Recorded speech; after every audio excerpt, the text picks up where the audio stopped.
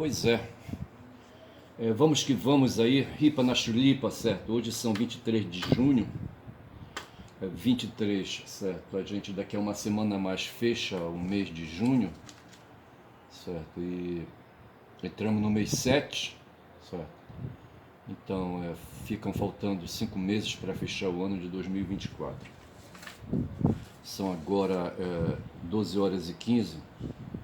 E eu não posso, sabe, de deixar, sabe, de... Acabei de vir da rua, certo? Acabei de vir da rua. E quando vou para a rua e volto, certo? Por acaso fui novamente cuidar de saúde física, certo? E lá no hospital onde eu fui, certo, acompanhando um familiar, certo? Fiquei ali, vendo ali, sabe, os informativos da TV interna, sabe, do sistema interno de TV, de informação. E lá falava de PCD, certo? PCD é o termo politicamente correto para designar os portadores de deficiências, certo? De deficiência física, certo? Portadores com deficiências, entendeu?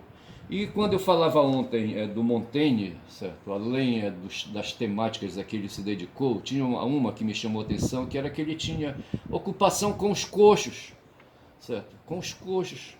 Aí eu estava explicando para o familiar se ele sabia que porra era coxo, sabe? E esse cara, esse familiar, eu tenho aí uma leve interlocução com ele, sabe? E venho falando desses filósofos que eu venho aí, sabe? Reconhecendo, entendeu? Aí eu perguntei se ele sabia que porra era coxo, certo? E ele ficou assim, balançou. É um garoto de 18 anos, certo? E ele não soube dizer o que porra era coxo, certo? Que porra é coxo?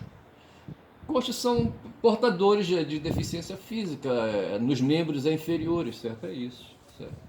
Quando eu fui para o encontro lá ao hospital, certo? Eu peguei ônibus, né? E transporte público, certo? E estava lotado o ônibus e fiquei lá pela frente, aqui no Belém do Pará, sabe?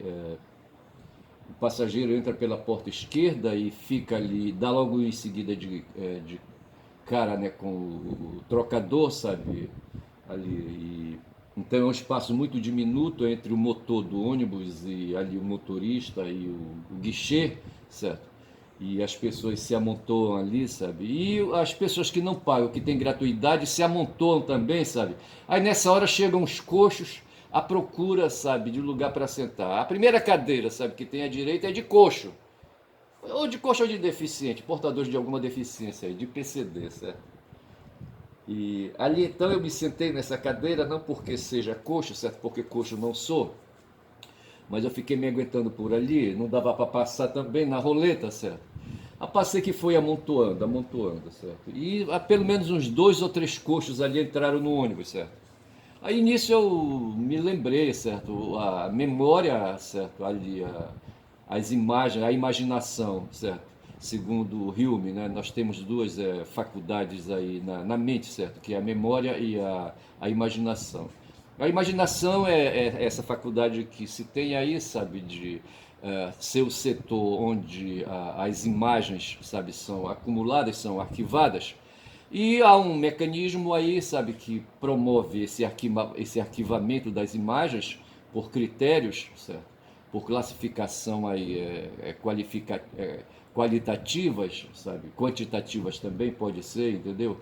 E assim, na hora que precisa, sabe, o cérebro aciona a memória, sabe, e a imaginação, e aí vem as relações, sabe, as relações necessárias. E nisso, então, houve uma conexão do que eu li ontem sobre o Montaigne e a preocupação dele com os coxos, e os coxos que entraram no ônibus, certo? Mas quando eu falava de Montaigne, aonde ele nasceu, sabe, foi na Aquitânia, e veio ali uma lembrança de uma mulher, sabe, eu assisti um filme, Os Bárbaros, ou qualquer coisa assim, um filme aí sobre a Idade Média, onde havia um rei, e esse rei aí, estou verificando aí, é um tal de Henrique II, certo? E havia uma tal de Eleonor, que por acaso é a mãe de Ricardo. O algoritmo ele é assim, sabe? Como eu fiz o vídeo falando da Eleonor, imediatamente ele mandou o Ricardo, Coração de Leão, sabe, para minha atenção, entendeu? É interessante isso, eu estou assim, sabe, de queixo caído. E assim, mas é um filme mais assim, mais moderno, sabe? esse filme Os Bárbaros, salvo engano, sabe? Não sei se tem outros acréscimos aí de vocábulo, entendeu? Mas eu sei que trata dessa vida desses nobres aí. E ontem, quando me dediquei, sabe, aí, no espalhafato, sabe, a falar da Eleonor, eu falei um bocado de coisa e disse que ela era inglesa, mas antes disso eu falei que ela era uma nobre inglês, certo? Não fiz aí a concordância nominal, certo? Nobre, ela, mulher, ela era uma nobre inglesa, certo? E eu falei, ela era uma nobre inglês. Tem aí, né, uma falta aí de caída, certo? De caída aí, sabe? E fui incorreto e por isso eu corrijo, certo? Na hora que a gente está falando aqui, as coisas vêm, mas isso não é comum, certo? Se deve aí, eu acho que é problema etário já. Mas a Eleonor realmente, eu falei que ela era uma nobre inglesa, e na verdade não é, bicho, tá certo? E por isso eu vou fazer aqui uns reparos aí sobre a Eleonor, certo? Mas tudo por causa da Aquitânia, que foi o local, sabe, onde Montaigne se localiza, onde Montaigne, né, uma localidade lá na vida do Michel, certo? Do Michel Eiquem, e por acaso está na Aquitânia, que é uma porção de terra ali sabe, na França, no litoral ali, sabe, do país, entendeu? Então, Leonor de Aquitânia, a soberana dos dois reinos, aí é que vem a questão, certo? Ela foi casada, teve dois maridos, né, que a gente vai ver, eu acho que é isso aí, certo? Um deles foi o Henrique II, o outro foi, não sei se foi filho, embora vai já aparecer aqui. Mas o fato é que ela tinha as pernas, sabe, em duas canoas, certo? Uma canoa era a Inglaterra, outra canoa era a França, certo? Então diz aqui da Eleonor: é astuta, manipuladora, mas igualmente vítima de personagens poderosos. Eu acho que deve estar se referindo aos reis, né? Com os quais ela casou. Leonor de Aquitânia teve um papel essencial na política de França e de Inglaterra, países dos quais foi rainha. O seu mecenato fez renascer a cultura cortesã. Mecenato é aí, sabe, a aplicação de recursos financeiros, sabe, de recursos domésticos, sabe, para ajudar aí, sabe, para cooperar com quem não é nobre, certo? E aqueles que são portadores de qualidades aí na área de entretenimento, sabe, ou na área de estética, certo? Mecenato é isso. São aqueles bondosos, entre aspas, aí, sabe, ricos, certo? Pessoas endinheiradas, sabe, que assim ajudam em troca, sabe, claro, né, não tem almoço de graça, certo? Em troca de algum trabalho que possa ser feito, certo? E então eles patrocinam essas pessoas aí. Mas eles não são bons, não, quero ir. Logo, vou logo dizendo aí, tá certo? E ele fala aqui, sabe, o seu mecenato fez renascer a cultura cortesã. A cultura cortesã é aquela que se dá na corte, tá certo? Aquilo que acontece na corte, a parte de entretenimento e a parte aí, sabe, de canto, de música e de poesia, essas coisas assim. Eu estou aqui com uma foto que eu não sei se dá, né, não vai aparecer, é pequena ali a imagem, certo? Mas tem um sujeito aqui, sabe, no meio, recebendo bênção de padres, certo? E ali vejo um bocado de autoridades ali eclesiásticas, certo? O cara de joelho ali, sabe, o rei, e a rainha ali deve ser Leonor, uma pintura essa aí, certo? Então assim que eu quero vendo essa foto aí, sabe, eu quero mostrar por que a Idade Média, sabe, foi tão atrasada, tão escrotamente atrasada. Mas assim, sabe, a Idade Antiga também não fica atrás, bicho. Porra, Roma, sabe, Roma foi um atraso do caralho, sabe. A Grécia foi um atraso do caralho, sabe. Poderia ter avançado mais, sabe. E não avançou. Eu vejo aqui nessas figuras aí, sabe, exercendo poder, essas pessoas com esses mantos, com essas roupas aí, sabe, pesadas, o próprio rei com essas túnicas, coroa na cabeça, sabe? Esse pessoal é o símbolo do atraso, bicho. Esse pessoal andava devagar, quase parando, sabe? Eles queriam paralisar o tempo para que o tempo ali, sabe, desse o máximo que eles pudessem de prazer, de gozo, certo? De gozo e de luxúria, eu acho, tá certo? Aqui diz assim: Leonor e Luís VII em Saint-Denis, nesta abadia, Luís VII de França recebe do Papa Eugênio III a Auriflama, o estandarte dos reis franceses durante a guerra, tá certo? Não sei, tá aí. A Auriflama, eu não sei que porra é a Auriflama, não sei se é um cajado que ele tem na mão, sabe? É um estandarte, diz que aqui está dizendo, certo? Durante a guerra, não sei que guerra é essa. Antes de partir para a cruzada de 1147, eu não sei que seja essa guerra aí, certo? Com os muçulmanos. Antes de partir para a cruzada de 1147, Leonor está ajoelhada. Então deve ser isso. O Felipe, o Luís VII vai para a guerra, né, na primeira cruzada, deve ser, em 1147. E ali, sabe, ele está recebendo aí o estandarte, a auriflama, esse cajado aí que ele vai ali para se distinguir dos outros, certo? Eu não sei, esse negócio de guerra é foda, entendeu? Mas aí está aí a Leonor, certo? Então aí dando a ideia que ela foi casada com o Felipe VII. Na história das longas disputas entre as coroas francesa e inglesa, destaca-se a figura da duquesa Leonor da Aquitânia. Duquesa, vejam aí, certo? Ela era uma dama, aí tinha um título nobiliárquico. Uma das grandes personagens do século XII, certo? Ela estava no século XII, certo? Ali, mil e tal, certo? A partir de mil, né, de 1000 a 1100, certo? Das suas decisões políticas dependeram muito dos acontecimentos da história de França e de Inglaterra, e de seu mecenato surgiram as bases do renascimento literário da cultura cortesã. Foi aquilo que eu falei, certo? Do seu mecenato, né? Essa coisa aí, sabe, de dispensar algum troco aí para patrocinar atividades artísticas. Paralelamente, construiu-se sobre Leonor uma lenda negra que teve a sua origem nos rumores de seus contemporâneos, que chegou até os nossos dias. Esse termo aqui, negro, aqui é um termo aí, sabe, hoje é observado, execrado, certo? Na verdade quer dizer uma lenda aí, sabe, de maus aí, sabe, de más intenções, de más expressões, certo? O século XII estava dominado em França e em Inglaterra, na Itália meridional e no Mediterrâneo oriental, por monarquias que organizavam lentamente seu próprio governo. Veja a palavra lentamente, foi isso que eu falei, né, que estavam quase parando, lento quase parando, certo? Mas tinham que de integrar o poder adquirido pelas aristocracias locais nos respectivos reinos, tá certo? Este poder era especialmente forte na França, onde a dinastia dos Capetos só podia reinar sobre as posses diretas da coroa, isto é, sobre uma pequena zona do centro setentrional do país, a chamada Île-de-France, entre o Sena e o Loire. O restante do reino encontrava-se dividido em poderosos ducados, Normandia, Bretanha, Aquitânia, certo? E aí é que vai estar a história da Eleonor com uma desses ducados aí. E em grandes condados, Flandres, Anjou, Lorena, Champagne, Borgonha, Toulouse.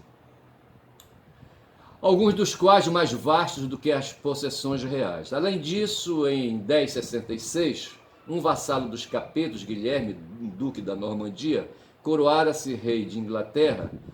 Então veja que a Normandia está na França, certo? E esse cara aí, o Guilherme, foi coroado rei na Inglaterra, criando uma situação paradoxal. Submetido feudalmente ao reino de França, pelos territórios que se encontravam de um lado do Canal da Mancha, o rei da Inglaterra tinha seus próprios vassalos do outro lado do canal. Tá certo? Neste contexto, em 1124, nasceu Leonor, filha de Guilherme, certo? Aí o cara que foi foi coroado rei lá na Inglaterra. Duque de Aquitânia e de Leonor, viscondessa de Châtellerault, de quem herdou o nome, certo? Então veja que uma Eleonor deu o nome dela para outra, certo? Essa outra é a Eleonor de que a gente está falando aqui. Na época pouco frequente. Os territórios que se encontravam sob controle da família compreendiam grande parte do centro e do oeste de França.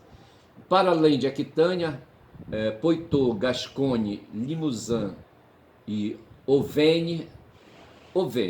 Na corte dos duques, a personagem que mais se destacara até então fora Guilherme IX, certo? Um dos primeiros trovadores, autor de cantigas de amor cortês, embora com frequência muito audazes, e um homem que, segundo os seus contemporâneos, era um adúltero incontrolável. Eu vou falando isso aqui que não interessa isso, certo? Mas assim, o que me interessava era falar isso. O matrimônio de Eleonor com Luís VII. É uma pintura que tem aqui, certo? Os dois casando. Eu vou fechar essa janela aqui, eu vou pegar uma outra, certo? Vou pegar, acho que é a Wikipedia. Diz aqui assim, certo? Leonor da Aquitânia, ela nasceu em 1122 e morreu em 1204, né? Então, ela nasceu no século XI, né? E perpassou, foi para o século XII, certo? É isso? Século XI.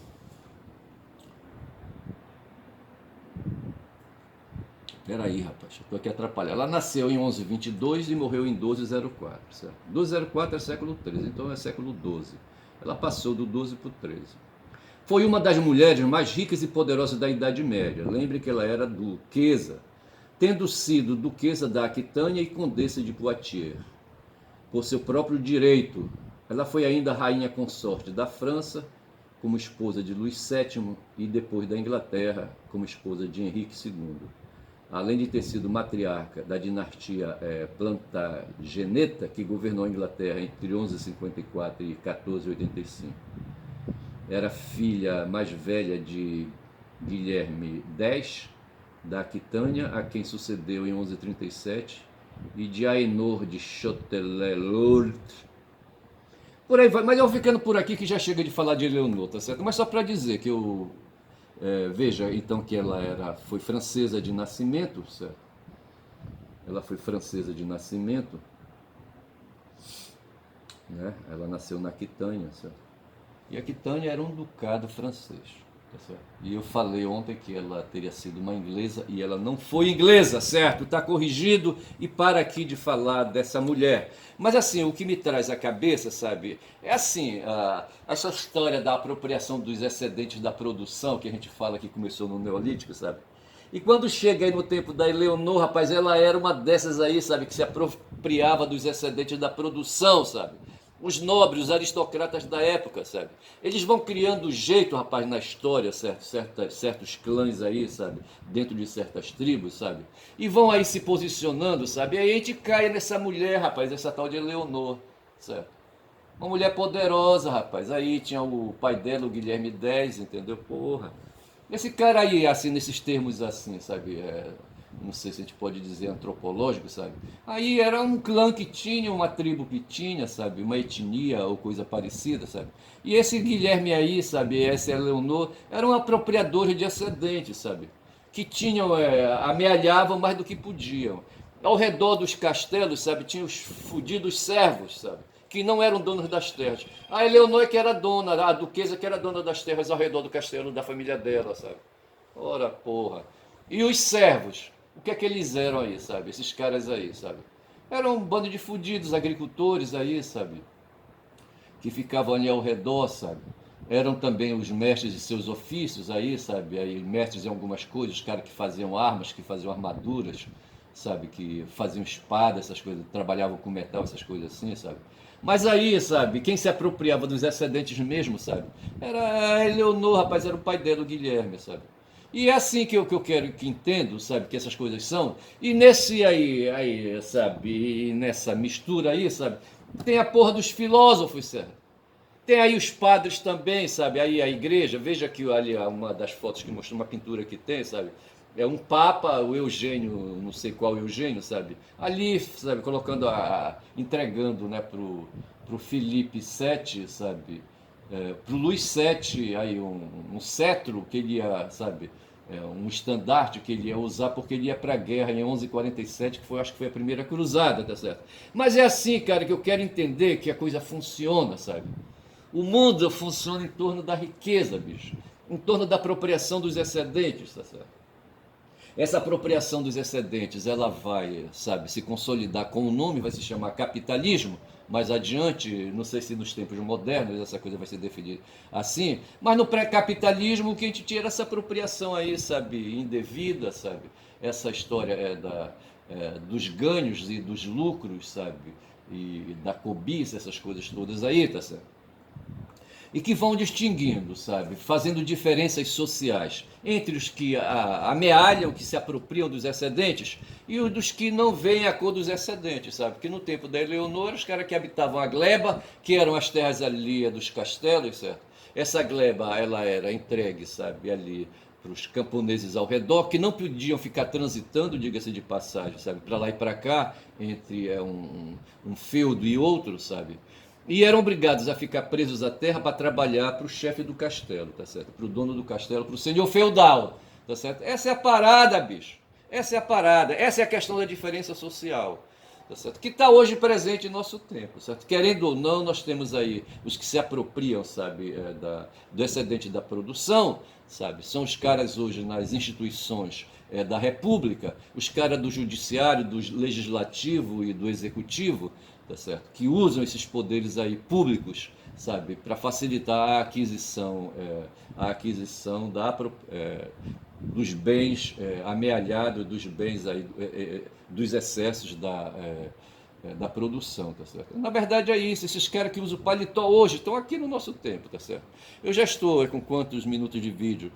20 minutos de vídeo, eu estou avançando muito bem com esse raciocínio. Tudo isso porque eu me decidi falar do Montaigne de novo, certo? E dizer que ele nasceu na Aquitânia e que por acaso, quando essa terra aí, essa porção de terra aí, um tempo foi de uma tal de Eleonor, que foi duquesa e depois se tornou rainha, certo? Se tornou rainha. Ela foi mulher de dois reis, do Luís VII e do Henrique II, tá certo? Henrique II. Mas é isso. Mas é isso aí, tá certo? É vida que segue, bicho. Aí eu não sei, eu acho que eu não tenho mais nenhuma correção a fazer. Eu já fiz aqui, falava do Hume, certo? E falava do Bacon, certo? São dois empiristas. Eu acho que o próximo cara que eu vou falar, sabe, depois de Descartes, vai ser um cara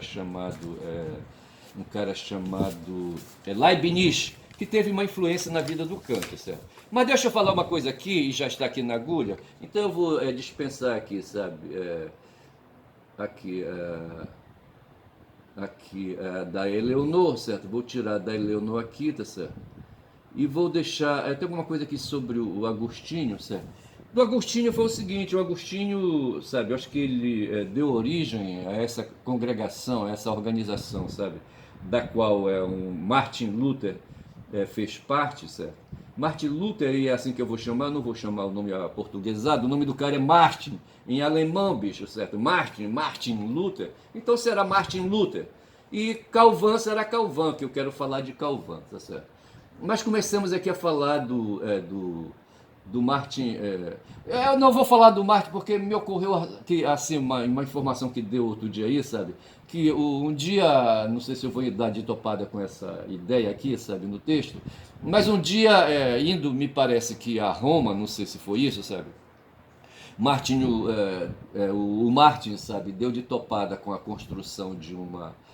Na verdade, deu de topada com uma igreja, certo? Uma igreja vistosa, eu não sei qual era a igreja, certo? E via pessoas ali subindo e descendo as escadarias daquela igreja, certo? Em geral, as igrejas são colocadas em pontos destacados aí, sabe? No morro, certo? Eu, por exemplo, fui hospedado num noviciado onde havia uma igreja que foi construída em cima de uma pedra gigantesca ali na Colônia, uma localidade, sabe, no município no município de Jaboatão dos Guararapes, certo? Dentro do município, do hoje município de Guararapes, tem uma localidade que deve estar lá ainda, certo? E chama Colônia, certo? E vai ver que ainda está por lá, certo? Não sei se é noviciado ainda, mas eu passei um ano morando aí na Colônia, certo? E tinha uma igreja, essa igreja foi construída sobre uma penha, rapaz, um pedrão imenso, certo? E assim, as igrejas, certo? Elas, por questões assim, aí, sabe, por questões simbólicas, entendeu? Alegóricas, né? Mitológicas, certo? Elas são construídas em partes de destaque, em morros, montes, montanhas, certo? E um dia Lutero chegou, viu esse espetáculo, certo? Mas viu também que os católicos estavam sendo aí convocados, e ele era católico também, ele era agostiniano, certo? E essas pessoas estavam sendo convocadas a fazer doações à igreja, sabe? E em troca de indulgência, sabe? Que é o perdão aí, um perdão que, sabe, o perdão dos pecados, sabe? E também com o perdão dos pecados, sabe? A pessoa limpava a alma e se candidatava a uma vaga no céu, tá certo? Martinho entendeu que isso aí se tratava de um loteamento, não sei se foi isso que aconteceu realmente, mas o fato é que quem adquiria indulgências, sabe, já ganhava ali, ficava garantido, sabe, com uma vaga no céu, tá certo? O pessoal do tempo acreditava nisso. Hoje, sabe, esse mito, sabe, essa lenda, sabe, está presente aí, sabe, no nosso mundo, no mundo cristão e no mundo muçulmano também, porra. Os muçulmanos dizem que quando o cara morre, sabe, não sei se tem, é uma lenda isso, sabe, o cara que vai para o paraíso e lá ele vai encontrar 70 virgens. Por que virgem, bicho? E 70? É muita mulher para um homem só, tá certo? Mas tem essas coisas aí que as religiões têm, certo? E no caso aí, Lutero se deparou com isso, com a venda das indulgências, como hoje também, bicho, com a influência de Calvin, e aí que eu quero chegar, sabe? Aí, sabe, essa história da teologia da prosperidade. Hoje se fala também da teoria do domínio, certo? Mas tem a teologia da prosperidade, que me parece que foi essa que o Calvin, Jean Calvin, é um genebrino, sabe? Aí, eu não sei como é que essa Genebra aí pertence à França, se diz que ele é francês, certo? É por isso que eu estou chamando ele de Jean Calvin, mas ele é conhecido como Calvino, certo? Calvino. Mas eu vou falar o nome dele francês, Jean Calvin.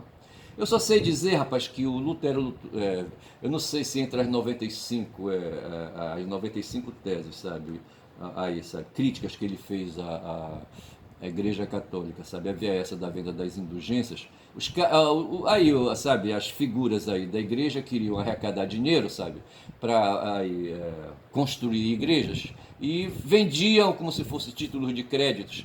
Falando nisso, outro dia eu estava querendo me lembrar, sabe, de ações das sociedades anônimas, abrindo parênteses aqui, tá certo?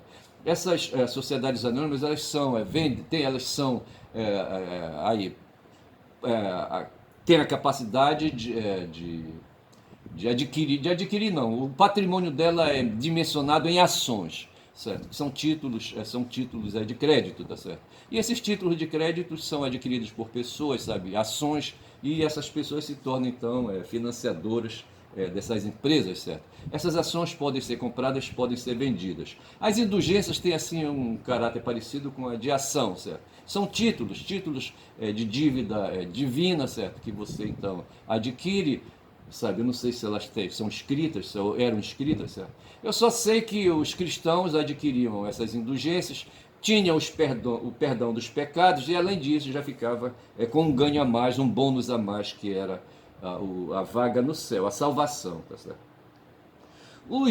Os evangélicos, ou na época de Luther, chamado protestante, certo?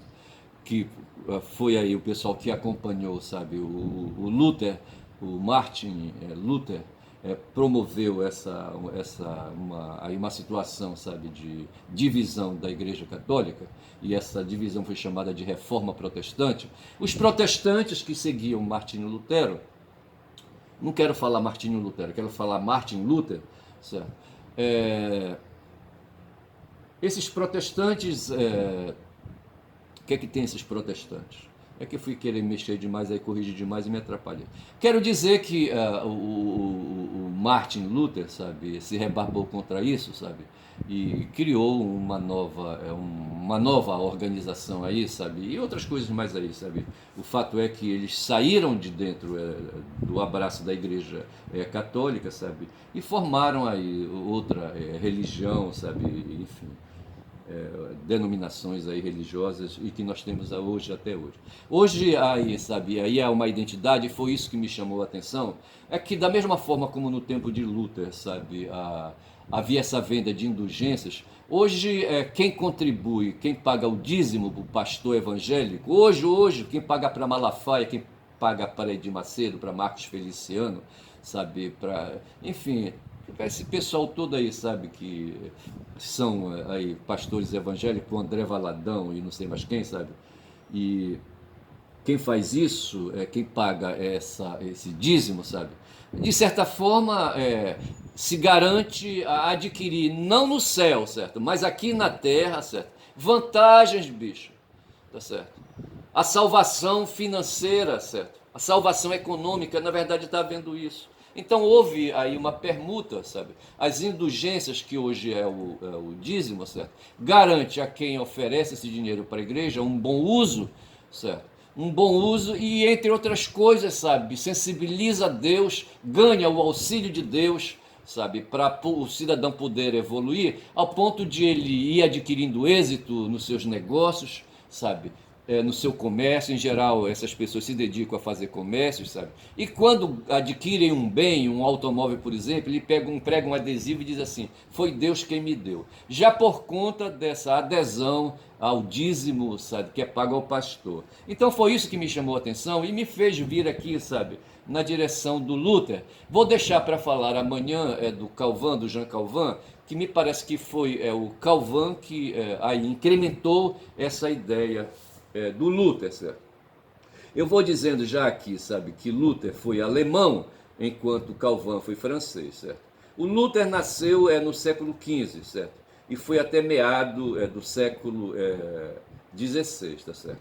Já o Calvin nasceu já no século XVI e passou um pouquinho do meado do século XVI.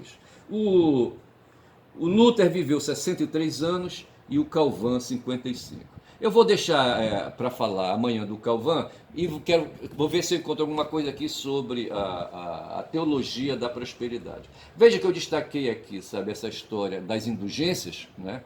E que isso aí, sabe, foi assim uma crítica muito feroz, né, aos dirigentes da Igreja Católica, certo? Que promoveu essa troca em nome de Deus, sabe? Porra, cara, sabe? Aí você vê como é que a coisa funciona.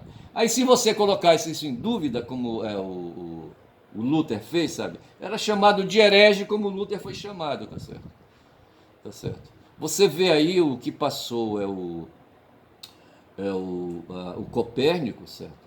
Tem um padre aí, que eu não vou lembrar o nome agora, tá certo? Mas que foi assassinado, né, pela Inquisição. O próprio Galileu, sabe? Galileu, entendeu? Foi chamado de herege também, sabe? E essas pessoas não podiam enfrentar o poder da igreja, certo?